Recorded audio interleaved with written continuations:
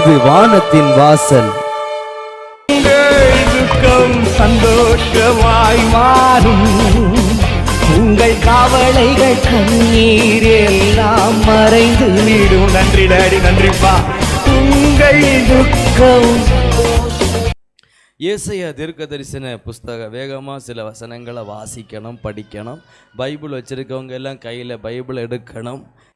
நீ கைவிடப்பட்டவள் எண்ணப்படாமலும், கைவிடப்பட்டவள் என்று எண்ணப்படாமலும், உன் தேசம் இனி பாழான தேசம் எண்ணப்படாமலும், உன் தேசம் பாழான தேசம் என்று எண்ணப்படாமலும், நீ எப்சிபா என்றும் உன் தேசம் பியூலா என்றும் சொல்லப்படும். உன் தேசம் பியூலா என்றும் சொல்லப்படும். கர்த்தர் உன்மேல் பிரியமாயிருக்கிறார். கர்த்தர் உன்மேல் பிரியமாயிருக்கிறார். உன் தேசம் வாழ்க்கைப்படும். எல்லாம் சேர்ந்து சொல்லுங்க, கர்த்தர் என்மேல் பிரியமா இருந்தால் என் தேசம், என் குடும்பம் ஆசீர்வாதமாக இருக்கும். அடுத்த வசனம் படிங்க. வாலிபன் கன்னிகையை விவாகம் பண்ணுவது போல உன் மக்கள் உன்னை விவாகம் பண்ணுவார்கள். மணவாளன் மணவாட்டியின் மேல் மகிழ்ச்சியாய் இருப்பது போல உன் தேவன் உன்மேல் மகிழ்ச்சியாய் இருப்பார். உன்மேல். ஆமா, கர்த்தர் சொல்லுங்க, கர்த்தர் என்மேல் மகிழ்ச்சியாக இருந்தா எல்லாரும் என்னை நேசிப்பாங்க. கர்த்தர் என்மேல் மகிழ்ச்சியா இருந்தா என் மாமியாரும் என்னை நேசிப்பாங்க. கர்த்தர் என்மேல் மகிழ்ச்சியா இருந்தா என் கணவர் என்னை ரொம்ப நேசிப்பார். கர்த்தர் என்மேல் மகிழ்ச்சியா இருந்தா சொல்ல மாட்டீங்களா? வயசான காலத்தில் என் பிள்ளைகள் என்ன நேசிக்கும். அப்படி கைகளை தட்டி ஸ்தோத்திரம் பண்ணுங்க மகனா, எல்லாம் ஸ்தோத்திரம் பண்ணுங்க. இங்கே இருக்கிற நிறைய பேருடைய பிரச்சனை என்னன்னா, என் கணவன் என்னை நேசிக்கவில்லை, என் பிள்ளைகள் என்னை நேசிக்கவில்லை, என் மனைவி என்னை சரியா நேசிக்கவில்லை, எல்லாரும் என்னை வெறுக்கிறாங்க, எல்லாரும் என்னை பகைக்கிறாங்க. ஆனால் நம்ம வாசித்த வசனம் சொல்லுது, கர்த்தர் உங்கள் மேல் பிரியமாய் இருந்தால், நீங்கள் தேவனை சந்தோஷப்படுத்துவீர்கள் என்றால் உங்கள் வாழ்க்கை ஆட்டோமேட்டிக்காக சந்தோஷமாய் மாறிவிடும்.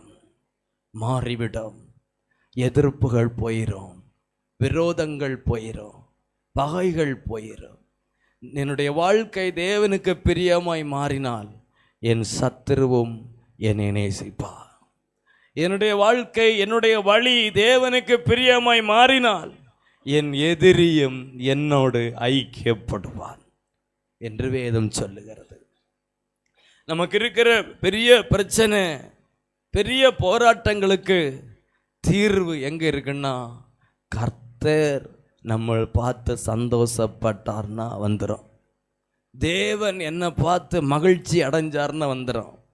எப்போ கர்த்தர் சந்தோஷப்படுவார்? நாம் இங்கே சபையில் ஆராதனை நடந்துகிட்டு இருக்கும்ப, வெள்ளிக்கிழமையோ ஞாயிற்றுக்கிழமையோ நடக்கும்ப, நீங்கள் உங்கள் வீட்டில் பெரிய ஹாலை ஆண்டவர் தந்திருக்கிறார், அதில் ஒரு பெரிய டிவி ஆண்டவர் தந்திருக்கிறார், அதில் உட்காந்து நல்ல உங்கள் பெரிய சோபாவில் அப்படியே சாய்ந்து உட்காந்து காலுக்கு மேலே காலை போட்டுட்டு அப்படியே அந்த சீரியலை பார்த்துட்டு இருக்கும்ப ஆண்டவர் உங்களை பார்த்து சந்தோஷப்படுவாரா? நீங்கள் ஞாயிற்றுக்கிழமை ஆலயத்துக்கு வந்து நல்ல கையை தட்டி ஆராதிச்சிட்டு திங்கக்கிழமை சாயங்காலம் டாஸ்மார்க் கடையில் வரிசையில் போய் நின்று ஒரு குவார்ட்டர் தாங்கன்னு கேட்டால் ஆண்டவர் சந்தோஷப்படுவாரா? நம்முடைய வாழ்க்கையின் ஒவ்வொரு காரியத்திலும் நான் இதை செய்த ஆண்டவர் சந்தோஷப்படுவாரா அப்படின்னு பார்த்து செய்ய ஆரம்பிங்க. உங்கள் வாழ்க்கை ஆசீர்வாதமாய் போய்கொண்டே இருக்கும், ஆசீர்வதிக்கப்பட்டு கொண்டே இருக்கும். ஆசீர்வாதத்திற்கு வேற ஒரு வழியும் இல்லை. நம்முடைய தேவன் மட்டும்தான் ஆசீர்வதிக்க முடியும். இங்கே இருக்கிற எத்தனை பேர் நம்புறீங்க, பரலோகத்திலிருந்து என்னை ஆசீர்வதிக்காமல் எனக்கு ஒன்றும் வராதுன்னு சொல்கிறவங்க, உண்மையாக சொல்கிறவங்க கைகளை வசத்தி நல்ல சத்தம் ஒரு 3 அல்லேலூயா சொல்லுங்க பார்க்கலாம். அப்ப எல்லாருக்கும் நல்லா தெரியுது, என்னை தேவன் ஆசீர்வதிக்காமல் என்னுடைய வாழ்க்கையில் என்ன வராது. நான் எவ்வளவு கஷ்டப்பட்டு உழைத்தாலும் சரி, பிரயாசப்பட்டாலும் சரி, எங்கெங்க அலைந்தாலும் சரி, என்னென்ன செய்தாலும் சரி, என் தேவன் என்னை ஆசீர்வதிக்காமல் என் வாழ்க்கை ஆசீர்வதிக்கப்படாது. என் தேவன் என்னை ஆசீர்வதிப்பதற்கு வேதம் சொல்லுகிற ஒரே வழி, என்னை பார்த்து அவர் சந்தோஷப்படணும். என்னை பார்த்து அவர் சந்தோஷப்படணும். அப்பொழுது அவர் நம்மை ஆசீர்வதிக்கிறார்.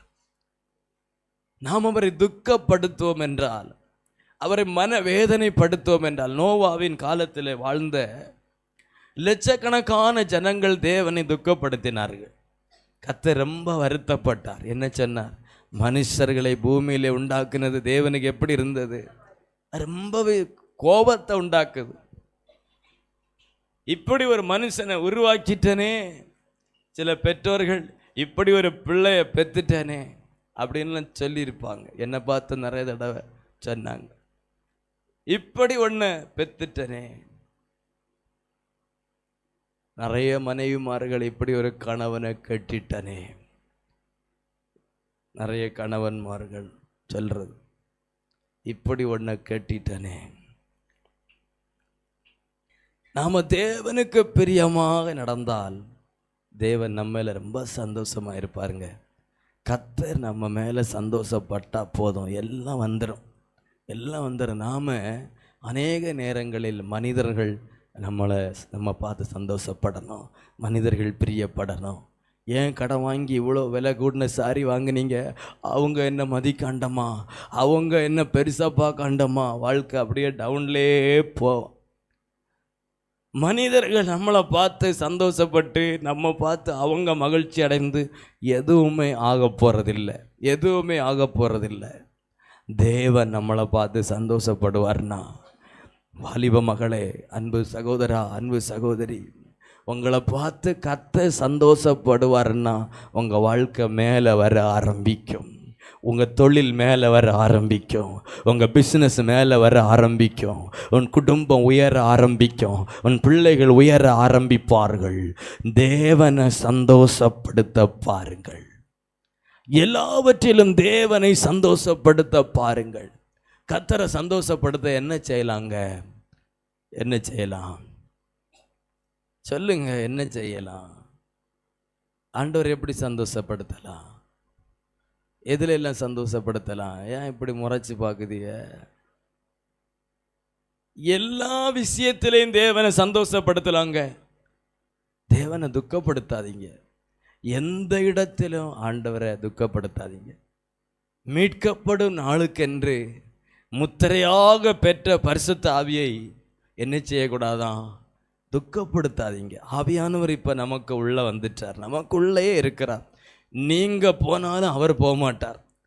ஆவியானவரே என்னை விட்டு போங்க ஆவியானவரே அப்படி நீங்க சொன்னாலும் ஆவியானவர் போக மாட்டார். பேதுருவின் படகுல இயேசு வந்தார். பேதுருவிட்ட சொன்னார், வா ஆழத்துல வலைய போடலாம். பேதுரு ஐயா சொன்னார், ஐயா ஆண்டவரே, நான் ராத்திரியெல்லாம் வலைய போட்டாச்சு, எல்லா வலையும் போட்டாச்சு, சாலை வலையை போட்டிருக்கேன், கச்சா வலையை போட்டிருக்கேன், ஒன்றும் கிடைக்கல. அப்போ வலையை போட்டாச்சு, ஒன்றும் கிடைக்கல ஆண்டவரே.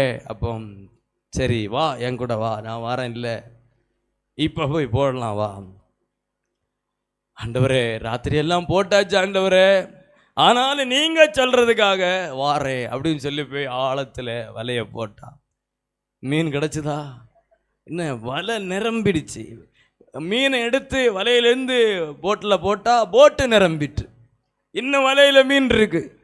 இப்போ பக்கத்தில் வேற ஒரு போட்டு ராத்திரியெல்லாம் பிரயாசப்பட்டு ஒன்றும் கிடைக்காம வந்துட்டு இருக்கு. நல்லா கவனிக்கணும். ராத்திரியெல்லாம் பிரயாசப்பட்டு ஒன்றும் கிடைக்காம வருது. இந்த படகுல மீன் மிச்சம். ஒரு தேவ பிள்ளைய கர்த்தர் ஆசீர்வதிக்கும் பொழுது இப்படி தான் ஆசீர்வதிப்பார். மிச்சமா வரும். எல்லாம் மீதியாக வரும். எல்லா தேவையும் போக மீதியாக வரும். அதான் தெய்வத்தின் ஆசீர்வாதம். எத்தனை பேருக்கு வேணும்? அது வேணும்னா ஒரு நிமிடம் கைகளை தட்டி எல்லாம் ஜெபிங்க பார்க்கலாம். என் வாழ்க்கையில மீதம் எடுக்கிற ஒரு ஆசீர்வாதத்தை கத்த தருவீராக. கேளுங்க, மீதம் எடுக்கிற இதுவரைக்கும் குறைவு மாறட்டும் ஆண்டவரே. மீதம் எடுக்கும்படி, நான் மீதம் எடுக்கும்படி ஹல்லேலூயா, கர்த்தர் என்னை மிகவும் ஆசீர்வதிப்பீராக. மிச்சம் வரும்ப என்ன செய்யணும்? என்ன மாதிரி பாவப்பட்ட ஊழியக்காரங்க ஒன்றும் இல்லாம வருவாங்க, போட்டலாம் காலி. அப்போ என்ன செய்யணும்? என்கிட்ட நிறைய மிச்சம் இருக்கு, நீங்க வாய வர மாட்டேங்க. ஒரு படகு காலியா வருது, அவங்களும் பிரயாசப்பட்டு ஒன்றும் கிடைக்கல.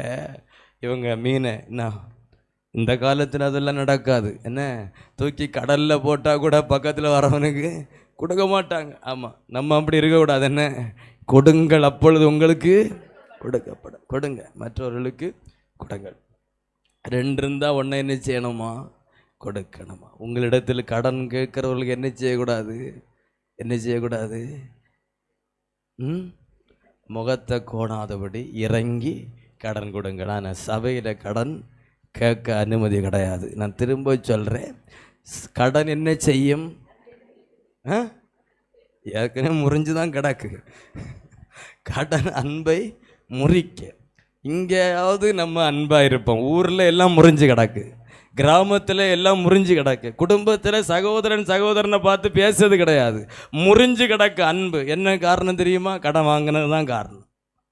என்ன தேவைனாலும் பரலோகத்தின் தேவனிடத்தில் போய் நீங்கள் ஜெபம் பண்ணணும்.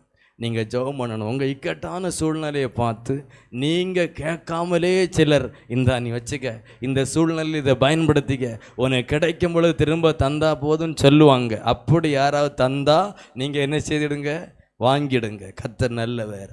அப்படி இல்லாத பட்சத்தில் நீங்களா போய் ஒருவரிடத்தில் ஒருவர் கடன் வாங்காதீங்க. அப்போ பேதுரு படகுல இருந்த எல்லாத்தையும் மிச்சம் இருந்ததை கொடுத்துட்டா, அந்த படகும் நிரம்பிட்டு பத்திரமா கரைக்கு வந்தாங்க. இப்போதான் பேதுரு இயேசுவை இப்படி பார்க்க, இவர் எப்படிப்பட்டவரோ.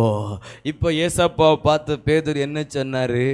ஆண்டவரே, நான் பாவியான மனுஷன், தயவு செய்து என்ன செய்யுங்க? படிக்கலையா நீங்கள் பைபிளில்? என்ன சொன்னாங்க? தயவு செய்து போயிருங்க. ஏசப்பா போயிட்டாரா? அவர் சொன்ன, நான் உன்னை விட்டு விலகுவதும் இல்லை, உன்னை கைவிடுவதும் இல்லை.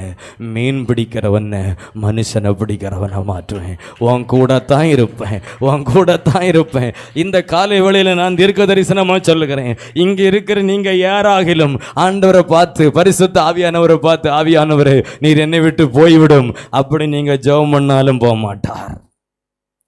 அவர் வந்தது தான், உங்களுக்குள் தங்கி இருப்பார். பரிசுத்த ஆவியானவர் வந்து நமக்குள் தங்கி இருக்கிறார். நீங்களும் நானும் ஜீவனுள்ள தேவனுடைய ஆலயமாக இருக்கிறோம். தெய்வம் நமக்குள் வாசம் பண்ணுகிறார். மனுஷன் தன்னுடைய கையினால் கட்டின எந்த கோயிலிலும் எந்த கோபுரத்திலும் தெய்வம் இருக்க முடியாது. தேவனாகிய கர்த்தர் ரட்சிக்கப்பட்ட ஒவ்வொருவருக்குள்ளும் வாசம் பண்ணுகிறார்.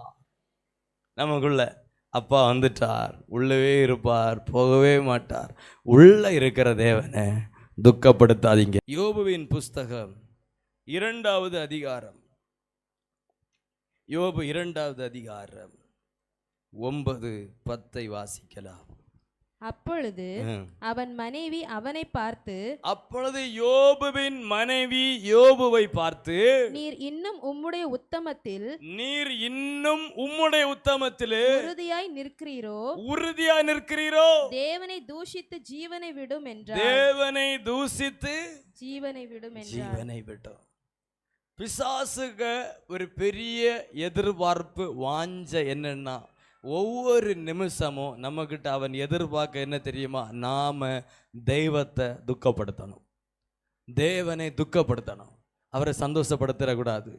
நம்மால ஆண்டவர் சந்தோஷப்பட்டுறக்கூடாது என்பதில் பிசாசு ரொம்ப கண்ணும் கருத்துமா இருந்துட்டே இருப்பான்.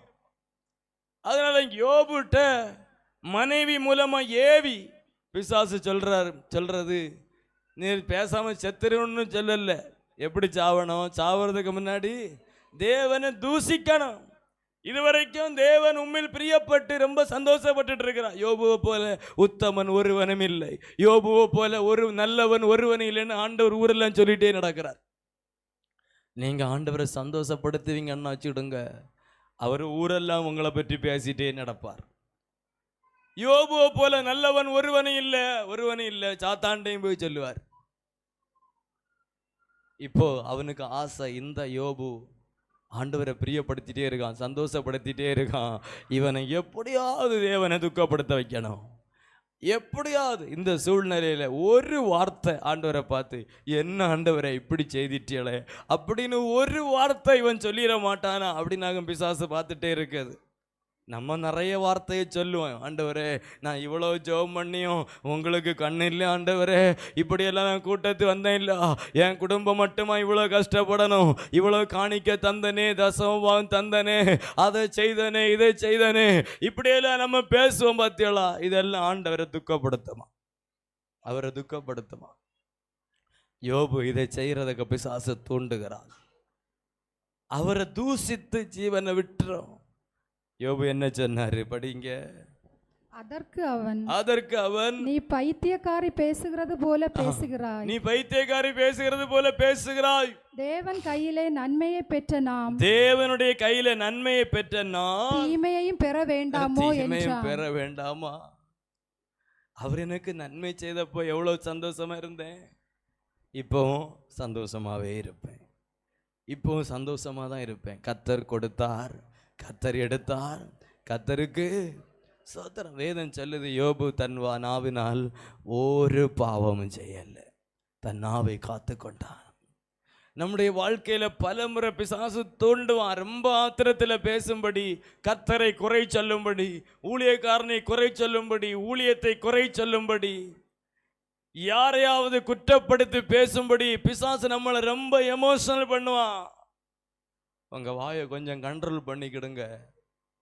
நீங்க பேசுற ஒவ்வொரு வார்த்தையும் தேவனை துக்கப்படுத்தும். நீங்க யாரை குற்றப்படுத்தி பேசினாலும், யாரை முறுமுறுத்தாலும், யாரை தூசித்தாலும் அது தேவனை துக்கப்படுத்தும், தேவனை துக்கப்படுத்தும். தேவனுடைய சாயலாய் சிருஷ்டிக்கப்பட்ட ஒரு சகோதரனை நீங்கள் கெட்ட வார்த்தையினால திட்டுவதும் தெய்வத்தை திட்டுவதும் ஒண்ணுதான். இயேசு சொன்னார், இந்த சிறியரில் இவர்களுக்கு நீங்கள் எதை செய்கிறீர்களோ அதை ஒருக்க கூட சொல்லுங்க. இந்த சிறியரில் இவர்களுக்கு நீங்கள் எவைகளை செய்கிறீர்களோ. மத்தியான வேளையில தமஸ்கு வீதியில நடு பகல் நேரத்தில் ஒரு பெரிய சூரிய பிரகாசத்தை போல ஒரு பிரகாசத்தை சவுல் என்கிற மனிதன் சந்திக்கிறார். அந்த வெளிச்சத்திலிருந்து ஒரு சத்தம் கேட்குது, சவுலே சவுலே நீ துன்பப்படுத்தின இயேசு நானே. இந்த சவுல் இயேசுவை பார்த்ததே இல்லை, யாருன்னே தெரியாது. ஆனா இயேசு சொல்றாரு, நீ துன்பப்படுத்துற இயேசு நான். என்னதான் அடிச்சிட்டு இருக்க நீ, என்னதான் துன்பப்படுத்திட்டு இருக்கிற, முள்ளில் உதைப்பது உனக்கு கடினம், என்னதான் அடிச்சிட்டு இருக்கப்பா. அப்ப இதுக்கு அர்த்தம் என்ன? ஒரு ரட்சிக்கப்பட்ட ஒரு தேவ பிள்ளை, ஒரு ஆவிக்குரிய ஒரு தேவ பிள்ளைக்கு நாம எதை செய்யறோமோ அதை யாருக்கு செய்யறோம்? அப்ப ரட்சிக்கப்பட்ட ஒரு சகோதரனை நீங்கள் முறுமுறுத்தா தேவனை முறுமுறுக்கிறீங்க. ஒரு ரட்சிக்கப்பட்ட ஒரு தேவனுடைய பிள்ளைய, ஒரு சகோதரனை, ஒரு சகோதரிய குறை சொல்லி குற்றப்படுத்தி காயப்படுத்துவீங்கன்னா நீங்கள் தேவனை துக்கப்படுத்துகிறீர்கள். தேவனை துக்கப்படுத்தருடைய வாழ்க்கையில தேவன் பிரியமா இருக்க முடியாது. தாவீது 18ஆம் சங்கீதத்தில் ஒரு வார்த்தை சொல்லுகிறார் பாருங்க. சங்கீதம் 18வது சங்கீதத்தில்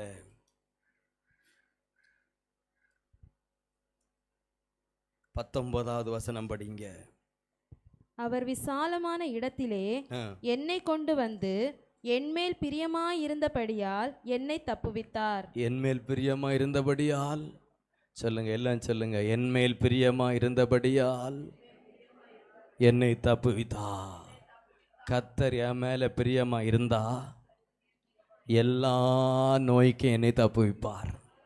சொல்லுங்க, கர்த்தர் என் மேல் பிரியமா இருந்தார் எல்லா நெருக்கத்திலிருந்து என்னை தப்புவிப்பார். கர்த்தர் என் மேல பிரியமா இருந்தா இன்றைக்கு எனக்கு இருக்கிற அத்தனை பிரச்சனையிலிருந்து என்னை தப்புவிப்பார். பாத்தீங்களா? அப்ப கர்த்தர் என் மேல பிரியமா இருந்தா எனக்கு விடுதலை தானா வருங்க. கர்த்தர் என் மேல பிரியமா இருந்தா நான் ஆசீர்வதிக்கப்படுவேன், உயருவேன், வளருவேன், பாதுகாக்கப்படுவேன். நான் அவரை துக்கப்படுத்துவேன்னா அதெல்லாம் நடக்காது. நான் அவரை துக்கப்படுத்துவேன்னா நடக்காது. பிசாசுக்கு தேவை எப்பவுமே நாம அவரை துக்கப்படுத்தணும். அதுக்கு என்னெல்லாம் நம்ம செய்ய முடியுமோ அவன் அதை செய்யும்படி நம்மை தூண்டி கொண்டே இருப்பான். யோபு தூண்டப்பட்டது போல தேவனை தூசித்து ஜீவனை விடும். இந்த மாதிரி ஒரு தூண்டுதல் எப்பவுமே நமக்கு இருந்துட்டே இருக்கும். தயவு செய்து தேவ பிள்ளைகள் கவனமாக இருக்கணும். நான் இந்த மாதிரி பேசினா, நான் இந்த மாதிரி செய்தா என் தேவன் துக்கப்படுவார்.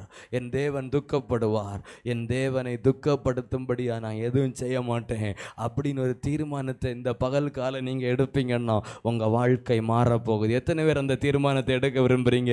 உங்கள் வலது கரத்தை அப்படியே உயர்த்தி ஒரு நிமிடம் ஜெபிக்கணும். ஆண்டவரே, ஹல்லேலூயா, ஒருபோதும் துக்கப்படுத்தாதபடி உமக்கு பிரியமானதை செய்ய ஹல்லேலூயா எனக்கு கிருபை தாரு ஆண்டவரே. கேளுங்க, ஹல்லேலூயா. உமக்கு பிரியமானதை செய்ய எனக்கு கற்றுத்தாரும் தெய்வமே. உமக்கு பிரியமானதை செய்ய எனக்கு கற்றுத்தாரும் தெய்வமே. நீரே என் தேவன், நல்ல பரிசுத்த ஆவியானவர் செம்மையான வழியிலே நடத்த வேண்டுமே. செம்மையான வழியிலே நடத்த வேண்டுமே. மேக ஸ்தம்பமே, அக்கினி ஸ்தம்பமே, தேற்றும் தெய்வமே, என் துணையாளரே.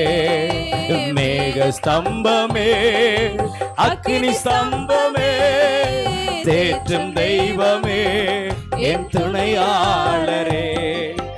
உமக்கு பிரியமானதை செய்ய எனக்கு கற்றுத்தாரும். ஆமென், அல்லேலூயா. நம்ம ஜெபிக்கணும், ஆண்டவரே உமக்கு பிரியமானதை மட்டும் செய்ய எனக்கு கற்றுத்தாரும். தேவனை துக்கப்படுத்துற எதுவுமே என் வாழ்க்கையில வந்துடவே கூடாது.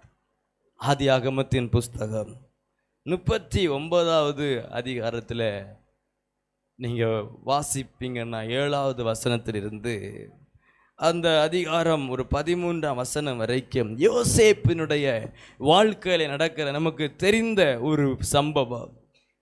இங்கே ஒரு சகோதரி யோசேப்பை பாவம் செய்யும்படியாய் தூண்டுகிறாள்.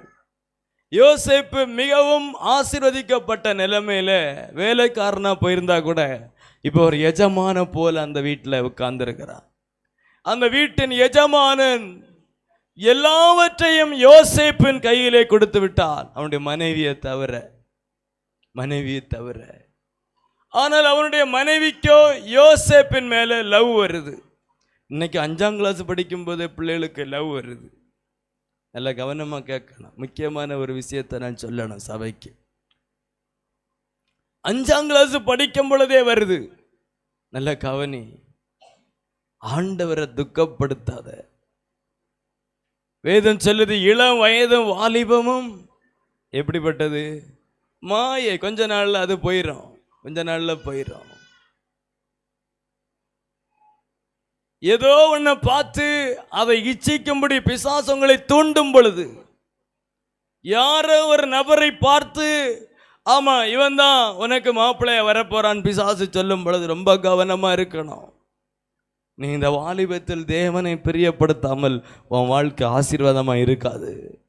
இந்த வாலிபத்தில் தேவனை துக்கப்படுத்துவேன், அவன் வாழ்நாளெல்லாம் வேதனை. வாலிபத்தில் தேவனை துக்கப்படுத்தாத, வாலிபத்தில் தேவனை மகிமைப்படுத்து, அவரை சந்தோஷப்படுத்து. வேதம் சொல்லுது, உன் வாலிப நாட்களில் சிருஷ்டிகரை நினை. இப்போ அதை பார்க்கணும், இதை பார்க்கணும், அதை செய்யணும், இதை செய்யணும்.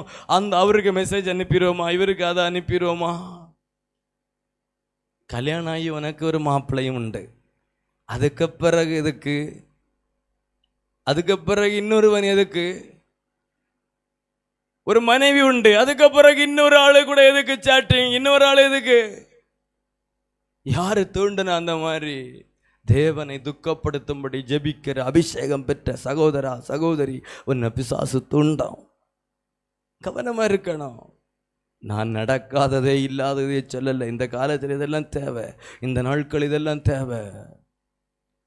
ரொம்ப கவனிக்கணும், ரொம்ப கவனமா இருக்கணும். வீட்டில் வேலைக்காக வைக்கப்பட்டிருக்கிறவனை வீட்டு எஜமானி பாவம் செய்யும்படி வா என்று அழைக்கும் பொழுது யோசேப்பு சொல்லுகிறார், என் தேவனுக்கு விரோதமாய் நான் பாவம் செய்வது எப்படியா? என் தேவனை நான் துக்கப்படுத்த மாட்டேன், என் தேவனை நான் துக்கப்படுத்த மாட்டேன். யோசேப்பு ஆண்டவர் தன் சொந்த குடும்பத்தை விட்டு பிரித்து குழியில் தூக்கி போட்டு அங்கேருந்து இப்போ அடிமையாக விலைக்கு விற்று இப்போ ஒரு வீட்டில் வேலைக்காரனாக இருக்கிறான். அப்பொழுதும் அவனுடைய ஏக்கம் என்ன தெரியுமா? என் தேவனை துக்கப்படுத்தக்கூடாது, என் தேவனை துக்கப்படுத்தக்கூடாது, என் தேவனை பிரியப்படுத்தணும், தேவனை சந்தோஷப்படுத்தணும், தேவனை மகிழ்ச்சியாக வைக்கணும். நம்முடைய வாழ்க்கையில் எப்போவுமே தேவனை சந்தோஷப்படுத்த பார்க்கணும். அதையும் இதையும் செய்தா, அதையும் இதையும் பண்ணலாம். எல்லாருக்கும் எல்லாவற்றையும் பண்ணுறதுக்கு அதிகாரம் இருக்கு, உரிமை இருக்கு. ஆனால் எல்லாம் எனக்கு தகுதியா இருக்காது. எல்லாத்தையும் செய்யறதுக்கு எனக்கு உரிமை இருக்கு, எனக்கு யாரும் வந்து தடுக்க போறதில்லை.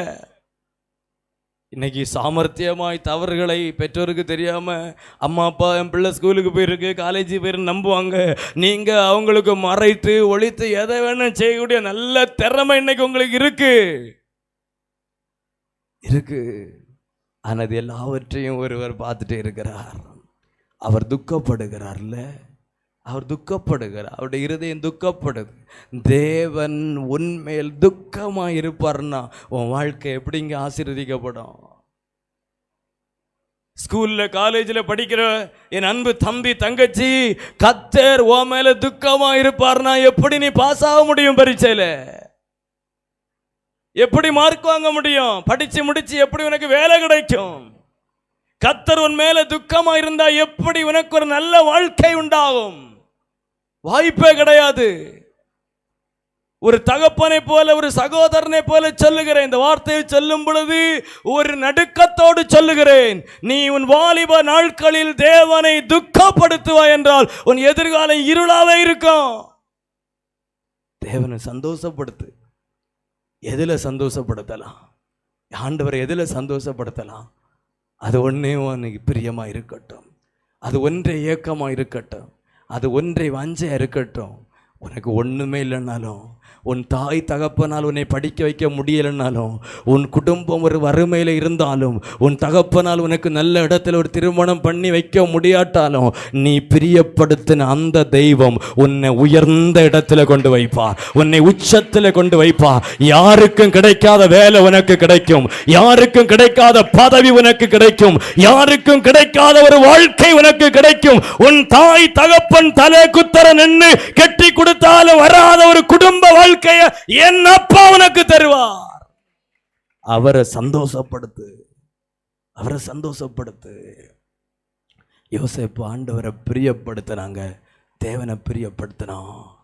யாருமே இல்லை, அப்பா இல்லை, அம்மா இல்லை, சகோதரர்கள் இல்லை. ஒரு அந்நிய தேசத்தில் சிறைச்சாலையிலே கிடக்கிறான். நல்லா கவனிங்க, அந்த தேசத்தின் அதிபதியாக உயர்த்தப்படுகிறான். அந்த தேசத்தின் அதிபதியாக உயர்த்தப்படுறான். யாரும் இல்லை அவனை உயர்த்துறதுக்கு.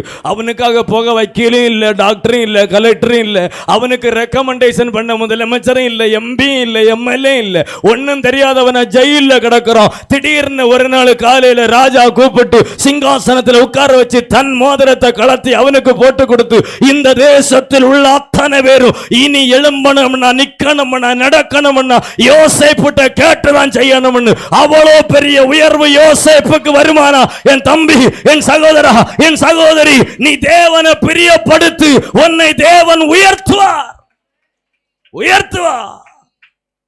ஆனா அவரை துக்கப்படுத்திட்டு, மறைமுகமா பாவம் செய்து அவரை துக்கப்படுத்தி, அவரை கலங்கடிச்சு, அவரை வேதனைப்படுத்தி, அவருடைய இருதயத்தை உடைச்சி, அவரை ஆள வச்சிட்டு, நீ என்ன தான் பாட்டு பாடினாலும் சரி, அந்நிய பாஷை பேசினாலும் சரி, தேவ நன்மைகள் உன்னுடைய வாழ்க்கையில உண்டாகாதையா, உண்டாகாது.